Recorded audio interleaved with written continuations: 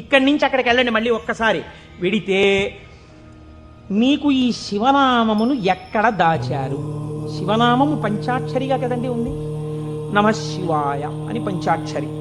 నమశివాయ అన్న మాట చెప్పడానికి వేదం ఎంత కట్టడి చేసి చెప్పింది, ఎంత జాగ్రత్తగా చెప్పింది పంచాక్షరి మంత్రాన్ని. మీరు జాగ్రత్తగా చూడండి, ఇది జాగ్రత్తగా గమనించండి. మీరు అయ్యప్ప స్వామి దర్శనానికి వచ్చారనుకోండి, అలా గేటు దగ్గర నిలబడి అయ్యప్ప స్వామి దర్శనం చేసుకుంటానంటే మీకు కనపడదు. మీరు అక్కడ చెప్పులు విప్పాలి, లోపలికి రావాలి, ఇక్కడ ఉన్నటువంటి పరివార దేవతలందరినీ దర్శనం చెయ్యాలి, మెట్లు ఎక్కాలి, గణపతికి సుబ్రహ్మణ్యుడికి ప్రదక్షిణం చెయ్యాలి, ధ్వజస్తంభం పక్క నుంచి లోపలికి వెళ్ళాలి, స్వామికి ఒక పక్కకి వెళ్ళి నిలబడి ఆయన వంక చూస్తే అప్పుడు మీరు సంతోషంగా స్వామి దర్శనం చేస్తారు. అలాగే ఈ పంచాక్షరిని వేదం ఎక్కడ దాచిందో చూడండి.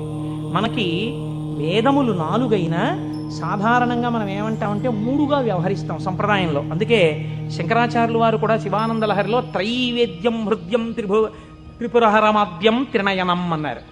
త్రైవేద్యం అనడానికి ఒక కారణం ఉంది.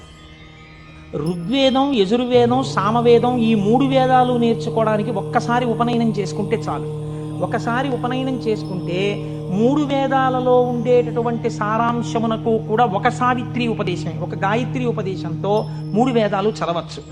అథర్వ వేదం చదువుతాను అన్నారు అనుకోండి ఎవరైనా, ఈ 3 వేదాలు చదవడానికి కావలసినటువంటి ఉపనయనం సరిపోదు. అథర్వ వేదం కూడా చదవాలంటే మళ్ళీ ఉపనయనం చేసుకోవాలి.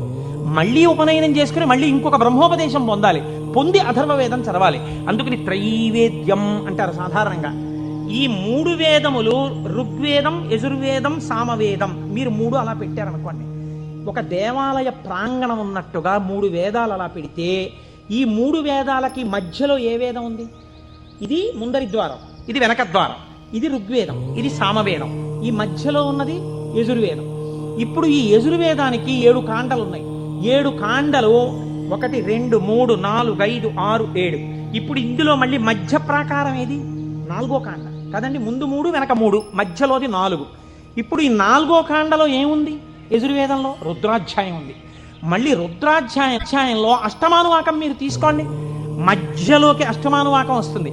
అష్టమానువాకం మీరు తీసి ఇప్పుడు చదవండి అష్టమానువాకాన్ని.